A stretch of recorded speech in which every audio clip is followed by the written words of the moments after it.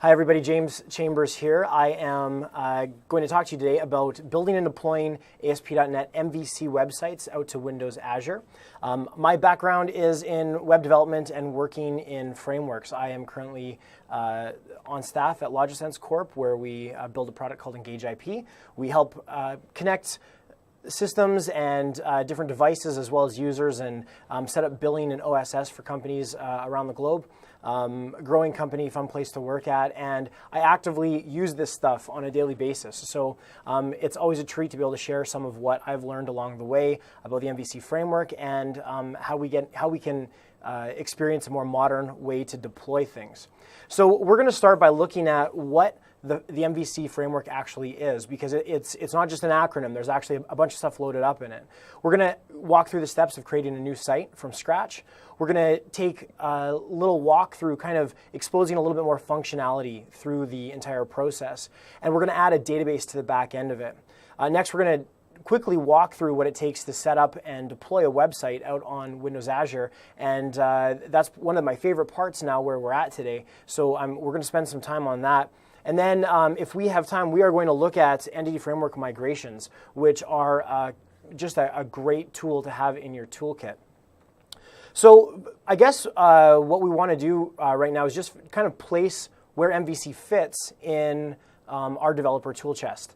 And I guess one of the best ways to think about it is that this isn't something that has to replace everything that you've learned and everything that you do on a regular basis. This is just another piece to the puzzle.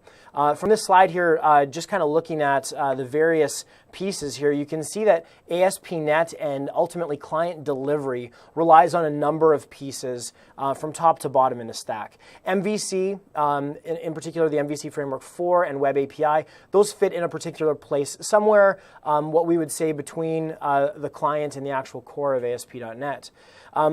That said, as it's part of ASP.NET, as it's part of this entire stack, we get to leverage the things that are already mature and already part of ASP.NET that we've been taking advantage of for years. And in fact, with the latest bits in .NET 4, 4.5, and the productivity tools that we've got in Visual Studio 2012, we've just got a lot of really great things that we can now take advantage of as developers. So let's talk about it. MVC is Model View Controller. As far as what happens when we make a request, this is kind of what the steps look like. A request comes in from the browser, hits our controller. Our controller is going to do something. Usually it builds some kind of payload, and that's representative of a model of some kind. The view, again, often we think of what goes out to the client as a web page. Of course, we don't build web pages anymore. We use a DSL or a domain-specific language, and we compose an application that actually outputs HTML. And so the view is part of that. One of the language tools that we have there, one of the templating tools that we have is called Razor, the Razor View Engine, and that is part and parcel with MVC, but you can use it other places in the ASP.NET stack as well as standing alone. So again, this idea of these Lego pieces that fit together to give us something that we can do. So we've got this request coming in, comes into our controller. We either process the message or we use default values to build some kind of payload that we want the user to see. We pass that along to the view if required, and then finally that view sends the response back to the user. Lather, rinse, repeat. We're just going to keep doing that as long as the user stays on our site, or anytime that we want to make any AJAX calls, we're going to be pushing stuff into controllers. The controller's going to be doing things with it, stuffing it back out to the client with some kind of view or at least some kind of data attached to it, some kind of HTTP response. Let's get started. No point wasting any time. I'm going to switch over to Visual Studio. You can follow along if you want, and I encourage you to. This is really as easy as File New Project, and I'm going to show that to you right now. So flipping into Visual, you know what, I'm just going to start a new copy of Visual Studio. Here we go. And we will dive into a new project. Right away, we're going to be flipping over to Web. We are going to be picking the ASP.NET MVC4 web application. You can see that I'm using the .NET Framework 4.5. I'm going to just leave the application name as is, just because we're going to have just kind of a quick view at what this is going to actually entail, what it builds for us. And here's our first glimpse at the MVC4 tooling. What what I'm meaning by this is we actually have a set of templates to choose from that's going to kind of help us kickstart our project. I'm going to go with the baked-in internet application and hit OK.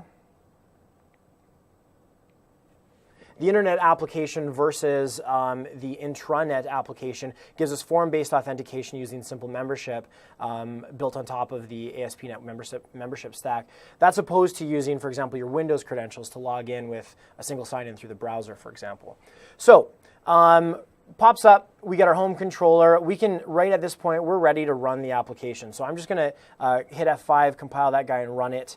And let's pop up and have a look at what's going on inside the application. Very kind of plain site. It's got some nice roundy features, so I guess that means it's kind of Web 2.0 or something. We've got a login and a register link. These are aspects of membership that are already work and they're pre-configured for us. We also have a couple of links here, so we can go to the About page, just a stock kind of page to send us back to, and a contact page. These numbers, if you are in Canada, will actually call Jonathan Rosenblatt directly. So you can just dial these up, and you'll get to talk to someone on the Azure team. That's not true.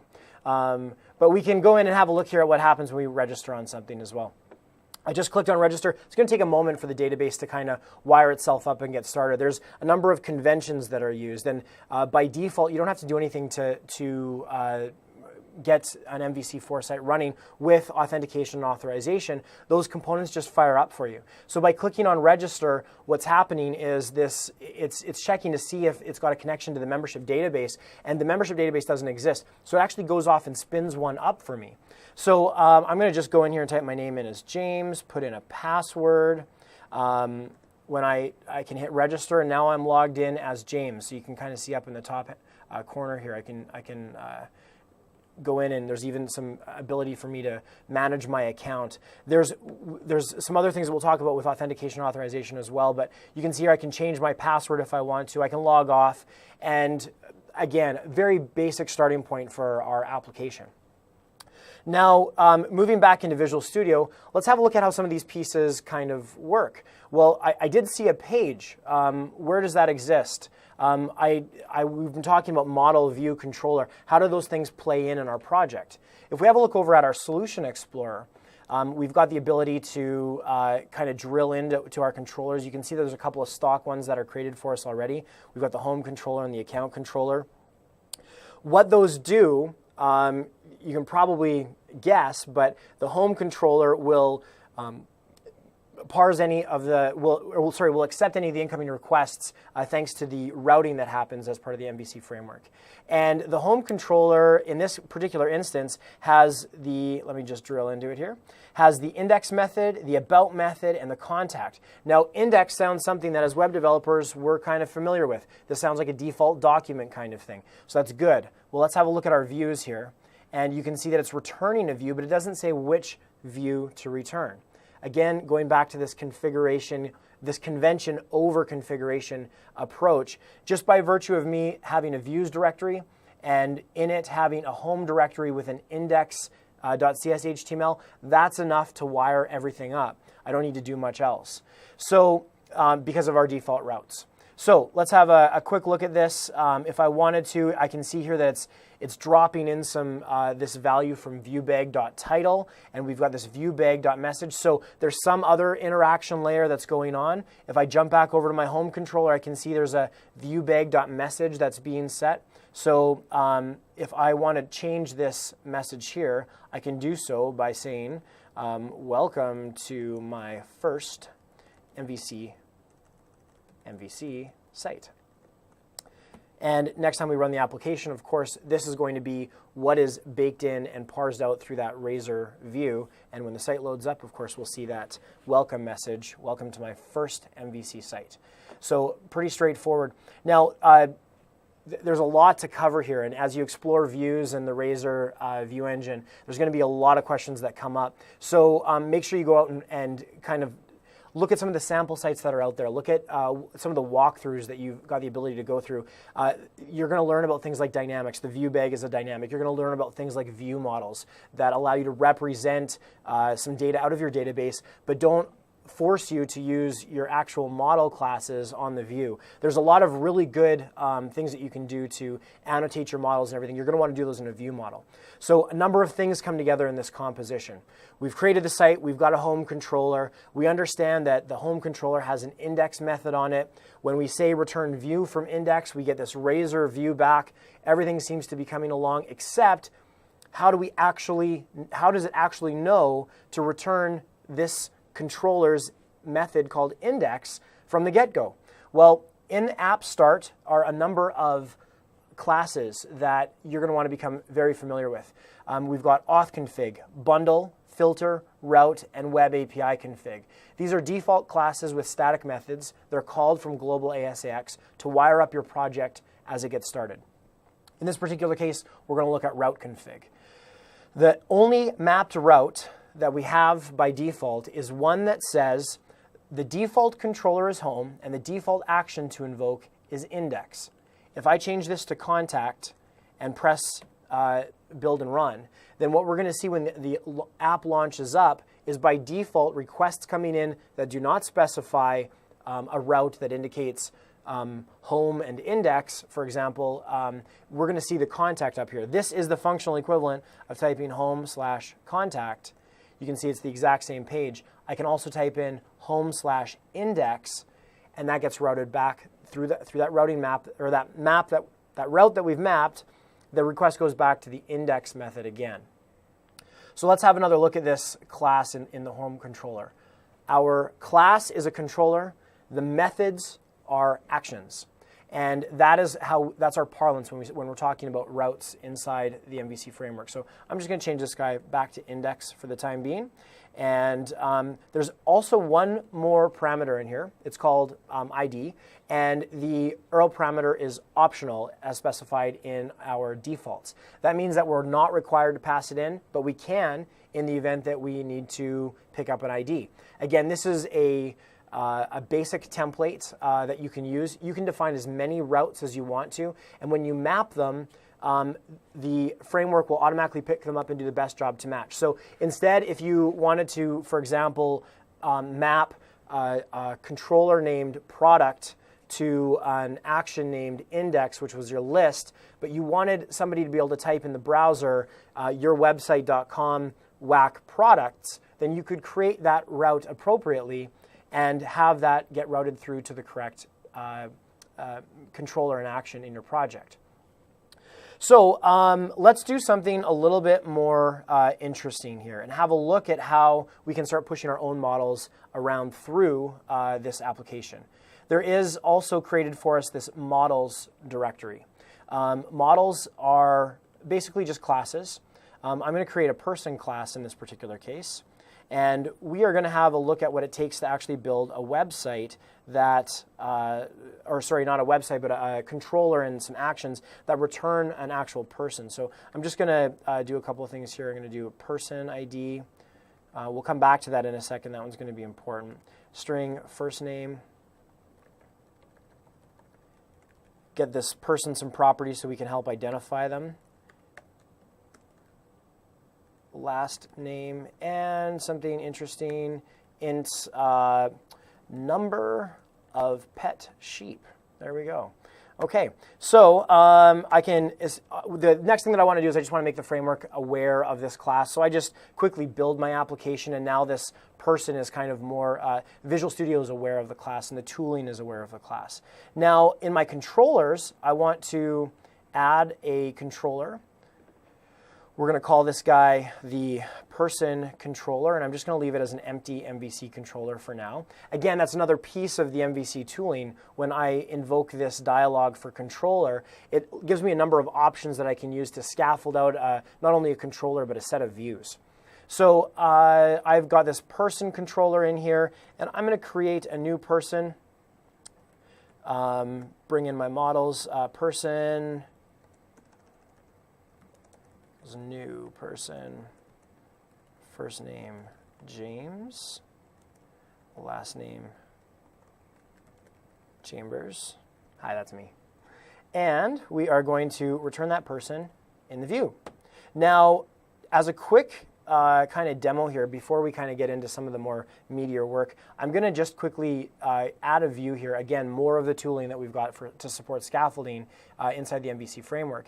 And with this, I'm going to actually try and scaffold a view. I'm going to create an index that gives me the details of the person that are being passed to the view. So again, we've got a person class, and we've set some properties on that person. And now we want to show that, we want that in the response to the client so that the user sees a web page with some details about a person. So the index name pops up automatically. Again, I right-clicked on my index method, my action in the controller. And so the tooling's smart enough to actually pick up that, hey, this guy probably wants a view named index.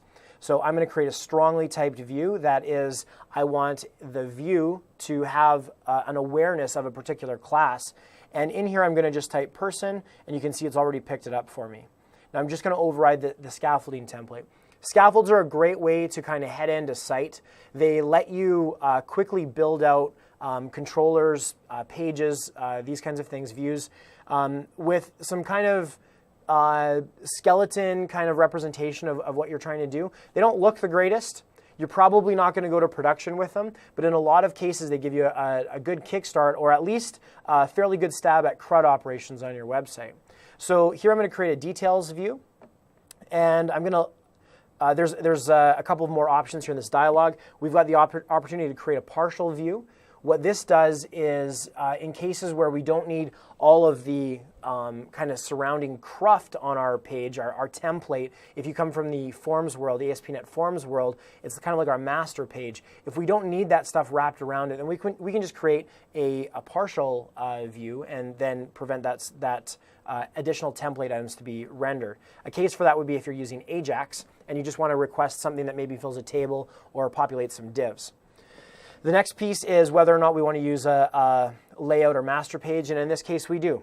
So it will, by default, it will assume the one that we specify in our view start file, and the instructions are here, and we'll have a look at those files in just a moment. When I click add, it takes what it knows about the person through reflection, kind of does some discovery over the properties that look like they should be displayed, and then it tries to do that for us. So I'm just going to head back to my person controller here and make sure we've got a number of pet sheep. I do have 4, I must confess. I live in rural Manitoba, and we're allowed to keep sheep on our property. So this is what I'm doing here just right now. Just the simple class, James Chambers, number of pet sheep is 4. I'm going to hit F5. We're going to see the application pop up, and then we're going to say, hey, where do we go? How do I get at this person? Well, let's have a look again here about thinking about what our routes do for us. I know that if I want to go to the About page, I'm going to Home About. I also know that index is my default action. So if I am thinking correctly, I should be able to type person here because I have a person controller, and I want to go to the index. Index is the default, person's the controller. We should be good to go. Bada bing, bada boom. There we go. Number of sheep 4 for James Chambers. Good stuff. I may have run out of demo god luck at this point, so I won't try to do anything without looking back at my project from this point forward. Okay, so again, this default view is scaffolded out for us. We've got just the property dump. Doesn't look too pretty. So how do we kind of make this dress up a little bit better? Well, this index.cs HTML file was generated for us. It opens it for us in Visual Studio. But again, if you're just learning the project kind of layout, what you want to do is go into your Solution Explorer and have a look at this views directory. Our views are grouped by controller. So already we've got a person controller, a home controller, an account controller. We can see these directories inside here, and this is the convention. The views for the person controller will first attempt to be loaded out of the person folder in the views directory if you don't specify an alternate view location. So inside this person, I got my index page, and that's how we can find it. Now, another interesting way to do it is if you are in a larger project and I'm over here on index.cs HTML, Visual Studio 2012 has this great little feature that lets you sync up your active document with the location of the Solution Explorer. So just by clicking this guy over here, pops me back into that view, and I know exactly where I am in my project, in my solution. So again, back into this view here, I can see here, I'm going to close down this field set. I'm just going to collapse it so we can look at how little there actually is in the page. Now this is similar to any templating that you've probably used before. The person object that I created was set up as the strongly typed object that we're going to be using for this view. So my view is strongly typed to a person object. Whenever I type model at this point, so using the Razor syntax to invoke code here, I'm going to just type model dot. Now I get IntelliSense access to all of the properties on my model. So this makes this basically eliminates any of the for example, if you used to do things out with string matching and things like that, we don't have to worry about that anymore. We get strongly typed members now inside of our views. This has been around since Razor was introduced. So that's some great stuff that we get there, IntelliSense off of our models directly on our strongly typed pages. But you don't see, like, while we see here that we've got index, and I'm going to just quickly pop into my route. Actually, I could modify my route and set up my person controller to be my default route for the application. But there's another way that I can do it as well, and that's through the properties. So I drill into properties for my solution manager here and Solution Explorer, and in the web, under the web category, I want to go to a specific page, and all I'm going to do is go to person. Now when I run the app, it's actually going to go to my person controller. You can see up in the browser it's going to whack person and loading up the person object that we've instantiated. So there we are. But I wanted to show you that in there, from that view that we had, all we really saw was the index and then the properties being output, but there's all of this other page that's being generated from a template somewhere. So where's that coming from? Back inside our project, I'm going to go back to our views folder, and we're going to have a look at a couple of other important aspects of the views folder. First of all, there is a web config in here. This is separate from the web config that's at the root of your project, and it does some things for you like wiring up namespaces that you want to be able to use from your pages. This is important. Another one of those building blocks that you're going to have access to is HTML helper extension methods. And when you start writing your own, and you will, as you use MVC more and more, you're going to need to wire up your pages to be aware of those namespaces inside this location in your web config. That's an important component to remember. Another piece that we've got here is this shared folder. Now, to show you why this one is important, and again, it's known to the MVC framework, but I'm going to go here to really quickly, I'm going to pop back into my person controller. So I'm going to need to stop my application here. I'm going to return a view called foo, which obviously doesn't exist in the project. Now when I go to the person controller, it's going to try and find this view, and it's going to fail. So this is actually one of my favorite error messages that I've seen from a lot of different applications. Not only does it tell you what it tried to do, but it told you, not only does it tell you that it couldn't do what you were trying to do, but it also tells you all of the things that it tried to accomplish for you in order to resolve the problem that you were facing. So looking at this, it said the view foo, or its master, was not found, or no view engine supports the search locations. And then it says where the search locations were. So it started off in views/person. That's because we're on the person controller. It looked for an ASPX and ASCX. Then it looked in views/shared. Again, that's that known folder that I was talking about with the MVC framework. And it looked for ASPX and ASCX. And then it tried the CS-HTMLs and the VB-HTMLs in both person and shared as well. And it gives you a stack trace with a bunch more data that isn't really relevant, because at this point, we have a really good idea what's going on. It looked for a page, it looked for a view in all of these locations and could not find it. So why that is important is because if you want to share views across multiple controllers, you can simply put them in the shared folder, and it will be located for you automatically. So I'm going to go back to returning my person here. And we'll have a look at how the rest of the cruft gets built around the page that we've got. Because again, this index really just has, this index view that we've got really just has the title and then the dump of our property data. Well, in our view start that we talked about when we were scaffolding a view, It says that the layout to use, the default layout to use, is this guy right here, the layout.cshtml that's located in the shared folder. And that's this guy right here. This is the place where we wanted to, if we wanted to change, for example, let's see, right now it says my MVC, my ASP.NET MVC application. This is in the footer of the template. I can change this to Webcamps Rock, and when I compile and run the application, all pages, because this is a template that's wrapping everything for us, all pages will now have the footer that says Webcamps Rock. And it doesn't matter what page I go to, because they're all right now wired to use the same layout. By all means, they all have the same footer automatically generated for them. This is another important part for you, because you're not limited to having one layout.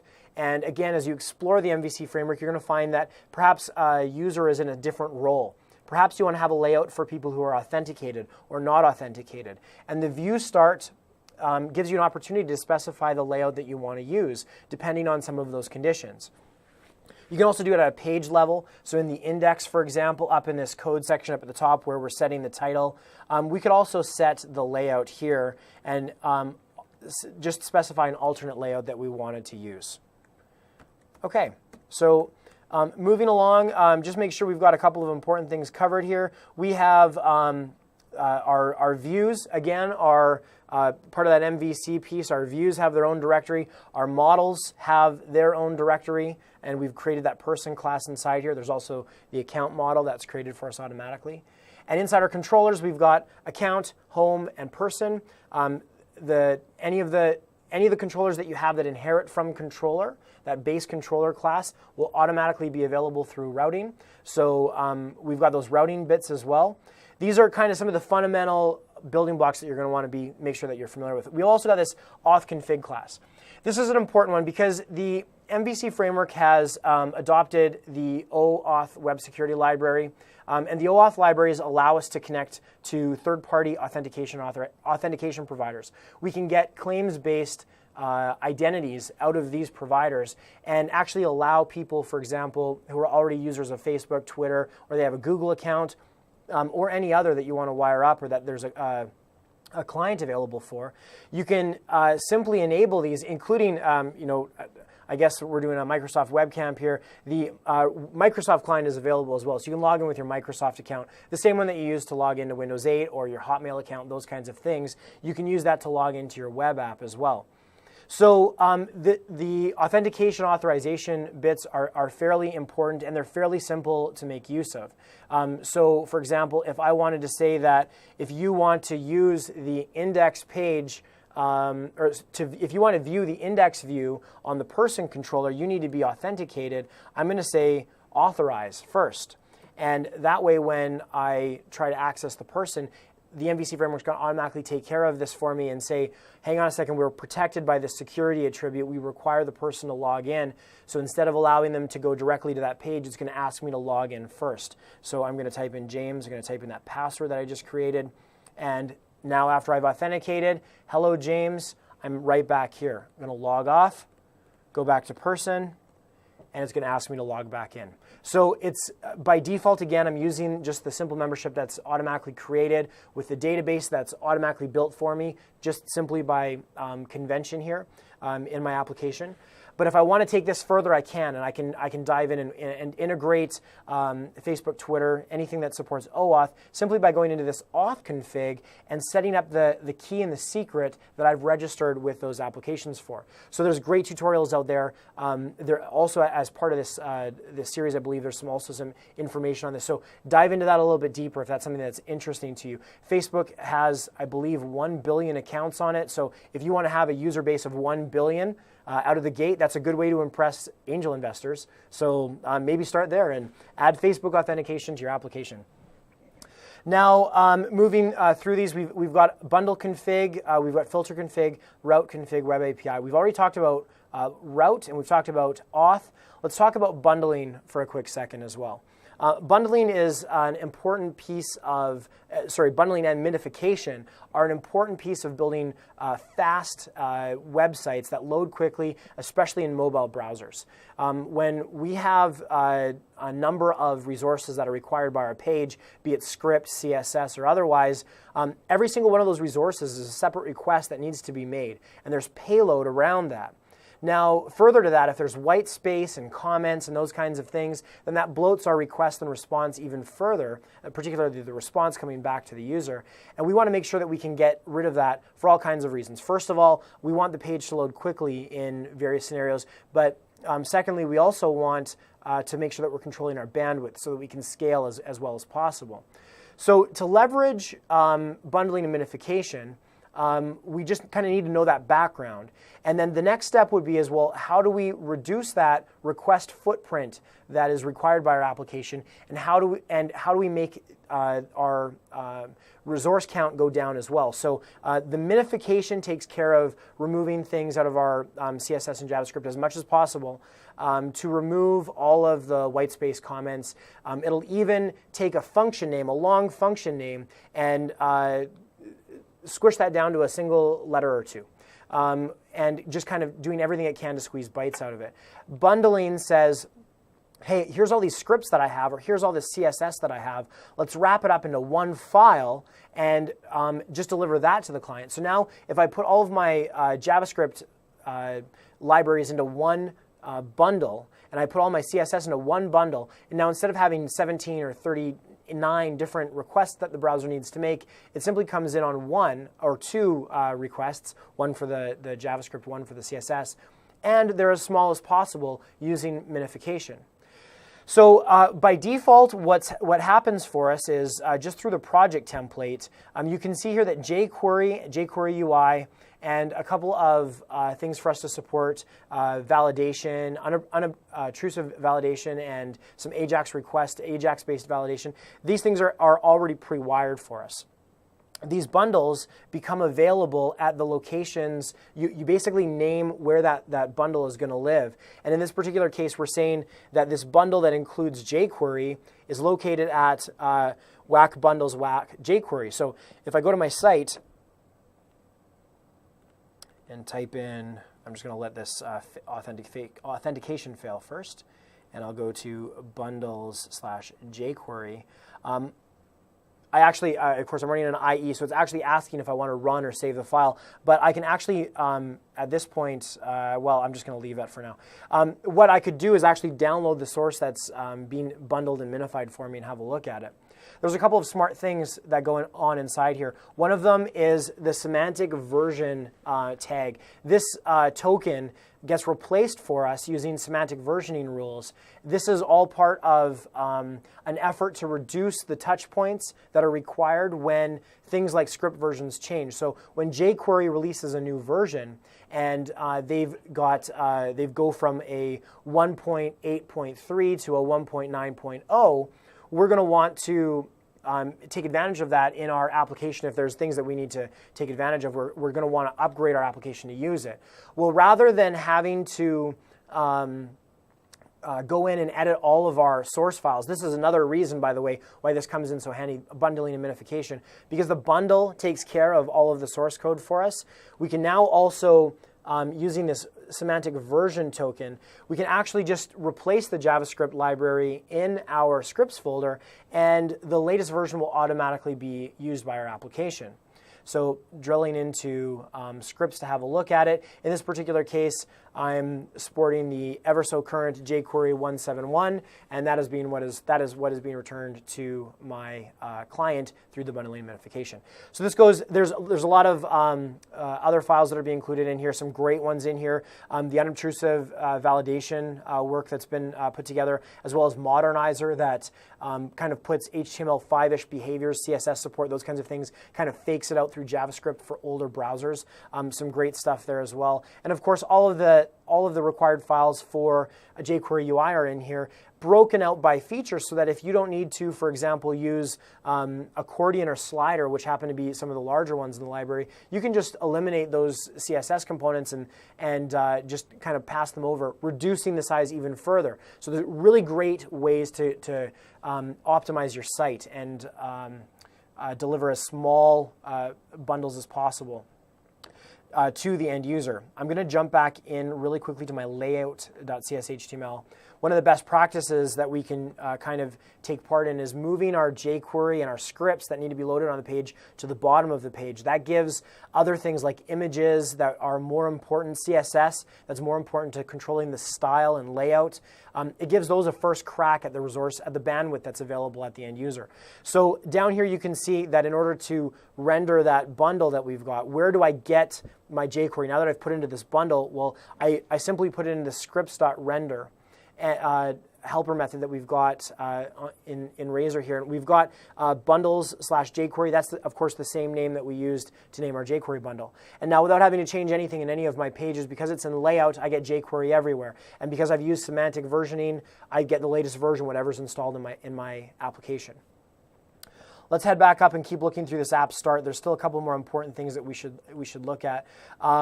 First of all, we've got a global error handler that's built in.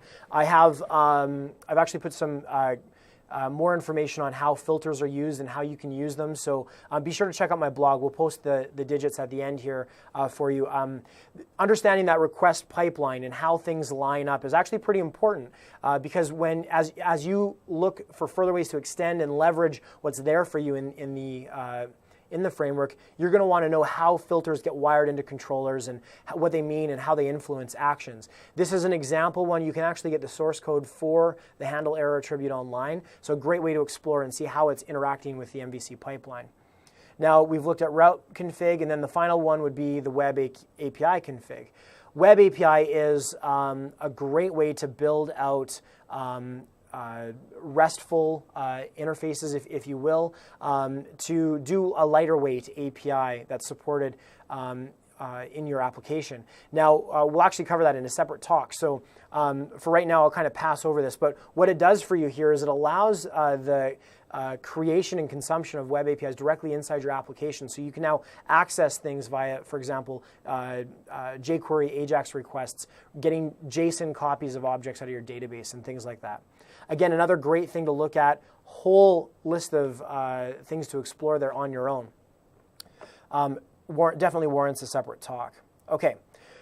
Now we've got our own kind of person wired up here. I'm just going to pop back here and we'll make sure we're keeping track here. We've got our own model controller in view. The next thing to do is to kind of look at how we're going to persist this. And we're going to do that today through the entity framework. The entity framework and in particular code first. Now I've already got this person created. I'm going to have a look at this guy over here again. I've got this class which represents some data, and in this case it's data that I want to store in a database. So how do I get this guy to kind of get persisted from session to session? Well, we're going to need a database. We're going to need a table.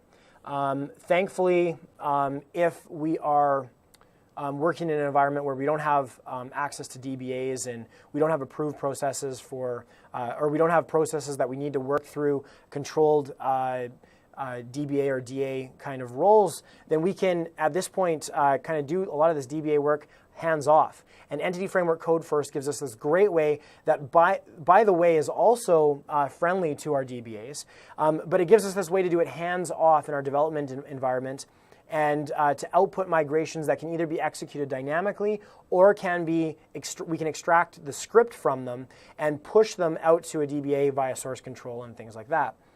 Now, to get started, pretty straightforward. I'm going to go back to my models directory and add a new class called sample context. Now, the context represents our database. So we're not going to create a context for every entity that we want to store. We're going to, and I've just slightly misnamed that guy. I'm just going to fix that really quickly so I don't confuse myself later on. But we only need the one context when we're dealing with multiple entities. We don't need a separate one each time. I'm going to inherit from DB context.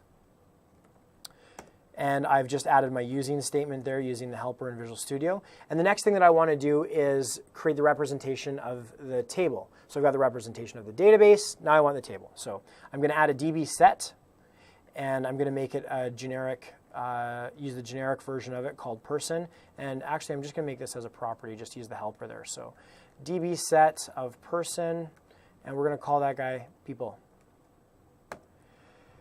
Now, thankfully, that's all I have to do. I now have a database and a table. So I'm going to do one last little trick here, and I'm going to create a constructor here, public sample context.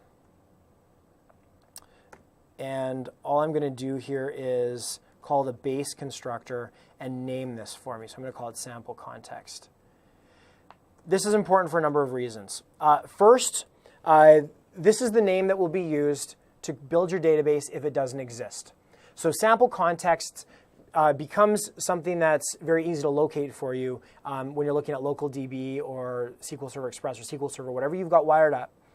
The name of your database is going to be called sample context. Otherwise, it's going to be a long string of your namespace and whatnot. So this just keeps it simple for us and allows us to control the name of it. Now, it's more important than that even because what happens is when Entity Framework first does, before it goes off and creates a database called sample context, it actually will try and find a connection string called sample context. And that's going to be what it uses to locate the database. So when you think about deployment scenarios where we're pushing out to a deployment for IIS or out into Azure, we're going to want a way to control what that connection string actually looks like. We're going to need a way to swap it out. I see that I've still got my sample context spelled incorrectly, so I'm going to change it one more time, and then finally allow Visual Studio to rename it for me, and now I've got my sample context. Now I'm not doing anything in this constructor, though I could. I can also add as many entities here as I want to. Right now I've just got the person object in here in the people table. But now we're ready to actually start saving some data. We want to put it into the database. I'm going to go back to my person controller. Now, this is another thing that I love about scaffolding. I talked about it as a kickstart before, but my person cruft that I've got in my application, I'm not connected to it. I am not married to my code in any way whatsoever. So I can just delete that stuff, make it go away, and because scaffolding is so easy to restart those things, I'm just going to drill back into my tooling here. I want to make a person controller. This time, though, I'm going to leverage the Entity Framework bits that we've already got set up. First, I need to build my application so the context is available to tooling. We talked about that before with person. So I'm going to add a controller called person controller. Deleted my old copy. And I'm going to use this guy right here. This scaffolder is the MVC controller with read-write actions and views using Entity Framework. As you can probably guess, it's going to create a controller for us. It's going to be strongly typed. We're going to specify that in a second. And it's going to build out our controller for us with all the appropriate actions for CRUD capabilities. And it's also going to build our views. And it's going to back that with Entity Framework. Now it's going to ask me, which model class do you want to use? Again, I'm going to use person.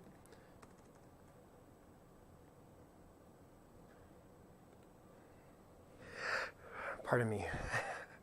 And then in here, I'm going to use my sample context, which is the name of the database context that we created.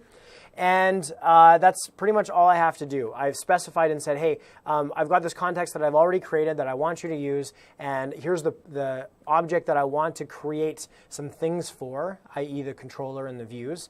And so it just builds that for us. Up here, it's got a private member variable called DB that is an instance of our sample context. You can see it doesn't have anything fancy to call as far as a constructor. It just assumes all the default conventions that are being used for Entity Framework code first. And right now, my database does not exist. So this is not a compile time or a code time operation. When my database gets created, it's actually at runtime when the Entity Framework can't find the database either via connection string or physical existing database where it's looking by default.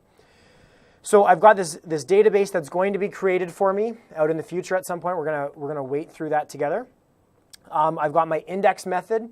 I've got details. I've got create. I also have edit, delete. So the kinds of CRUD things that you would expect to have. Now, we can also here look at the views, which have the create, delete, the details, the edit, the index, the pages that you're going to want to see when you go to that controller. Now remember, my default page that I'm going to is person. So, and I have removed, well, because we deleted that old controller, there's no longer a requirement for me to authenticate. I don't have the authorize bits on there anymore. This time when I go to person, the index method is trying to fetch a list of all the existing people that are in the database, and of course there are none because there is no database. So we're going to see this white screen for a while it spins its wheels and it goes through all of the process of trying to create a new database in the appropriate tables, and it's done that for us.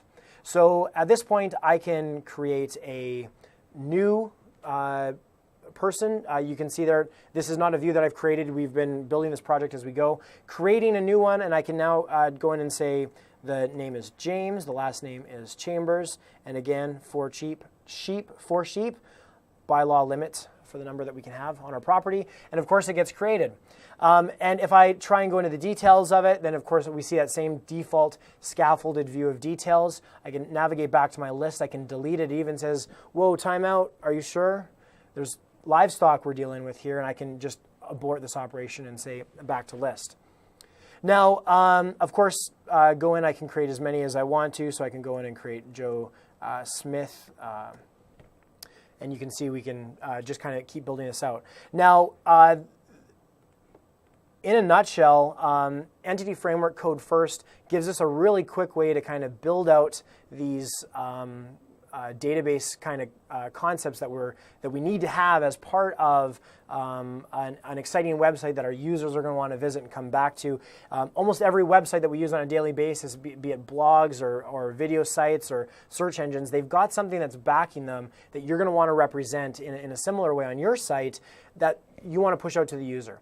This gives us a really low entry bar to get data not only stored in the back end, but then pushed back out to the user for them to see on the other side.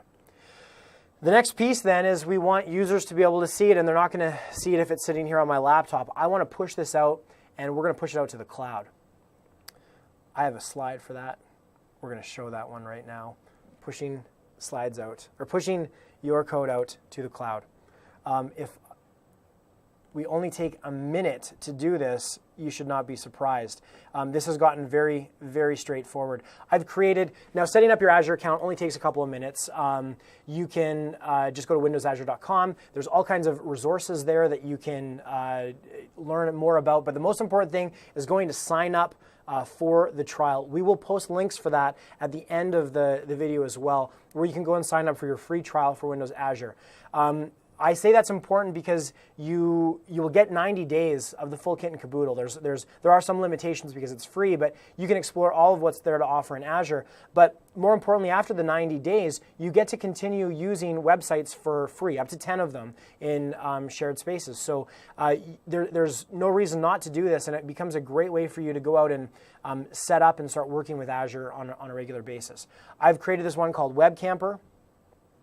You can see there's nothing out here yet. It tells me that the website to go to is webcamper.azurewebsites.net. So again, this is a website that's been created inside Azure. All I need to do is hit new, and then it's going to kind of wire up some things for me. You can do a quick create, you can do a custom create, or you can select a website that exists out from the gallery. So getting things like WordPress set up as a blog for you is crazy easy to do. And there's a whole host of other things, CMS, e-commerce, forums, blogs, all that kind of stuff is out there. So have a look at the gallery, explore that. Quick create just cuts a website for you. You can get started right away and start publishing.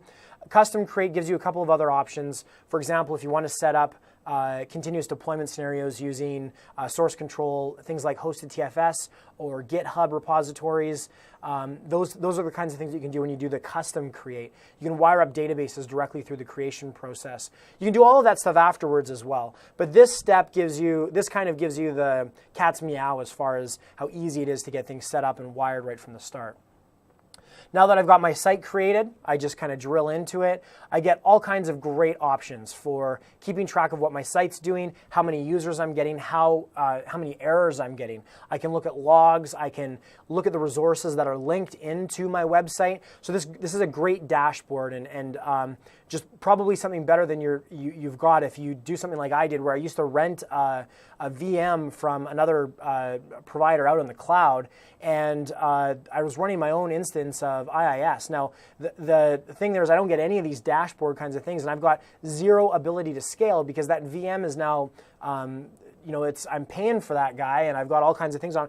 Porting it over becomes a big deal, whereas inside Azure, scaling this guy up is simply a matter of, as the users start pouring in on my ever so popular person website, I can simply just start moving up in tiers here and just dropping up to 10 instances in here right away and supporting literally tens, hundreds of thousands of users. I'm picking the size of machine that I need in order for this thing to kind of kick out both of those people that I've got stored in my database. If there's lots of users, you could generate loads, so you may need to scale up.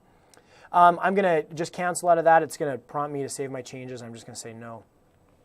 Going back in here, the next important thing, we're talking about deployment. The next important thing is attaching our project in Visual Studio to this copy of our website out in Azure. The easiest way to do this, if you're familiar with Web Deploy, it's been around for quite some time. It is a phenomenal way to push your websites out.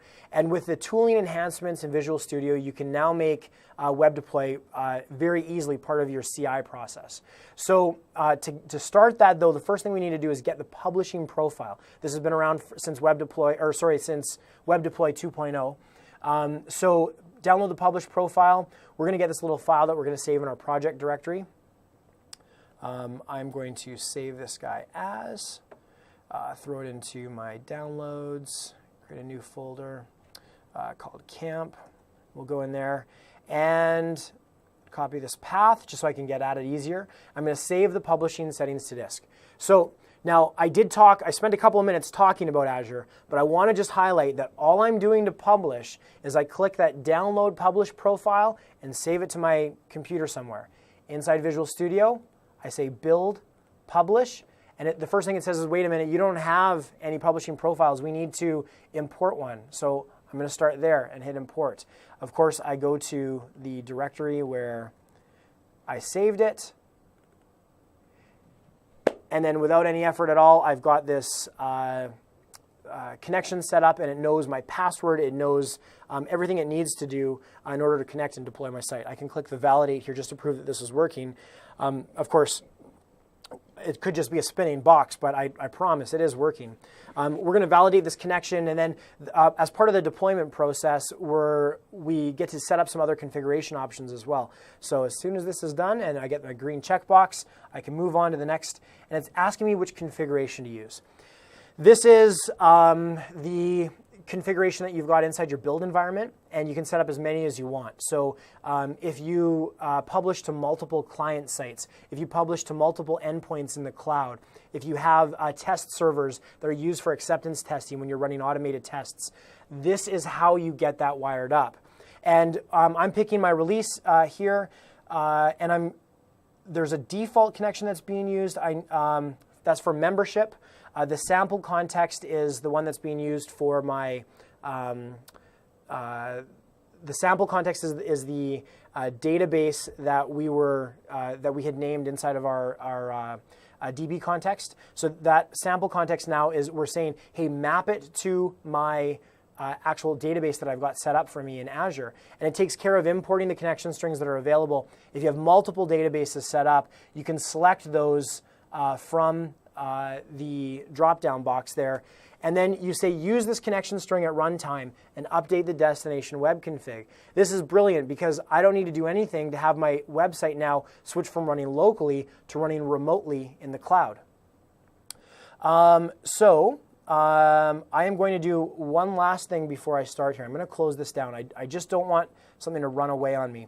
We're going to be looking at entity first. We're looking at the code first pieces. I want to look at migrations. And just so that I don't run into some complications with my database, I'm going to first enable migrations in my project. Just a quick step, you do it from the Package Manager console. And it's telling me that I need to specify the actual context that's being used. So I'm just going to paste that guy back in there. I'm doing it for sample context. I enable my migrations. And away we go. Our first migrations are being created, and we're off to the races. So going back into my publish dialog here, I'm going to publish my selection. It's going back to here. Now we've got, under our settings, we're saying, now we've got the option to execute code first migrations on application start. So now as my database gets updated and I have new migrations that come in, which we're going to visit in a couple of minutes, as those new migrations come in and we make changes to our model, then we can actually say, hey, go execute it in the cloud for me as well so that users will see the latest versions of our objects. Finally, we can do a preview, and what this does is it helps us establish which files will be updated if we do a publish at this point in time. The first time I'm going to push it, it's going to say, you know what, you have a whole bunch of stuff to push. There's a couple hundred elements to a stock MVC website, and they're all going to show up here because they all need to be pushed out. So again, I'm making it sound longer than it takes. From Windows Azure, I download my published profile. Inside Visual Studio, I import the profile, and then I hit the publish button. And as you can see, because I just nexted through those wizards, it didn't take much to get going.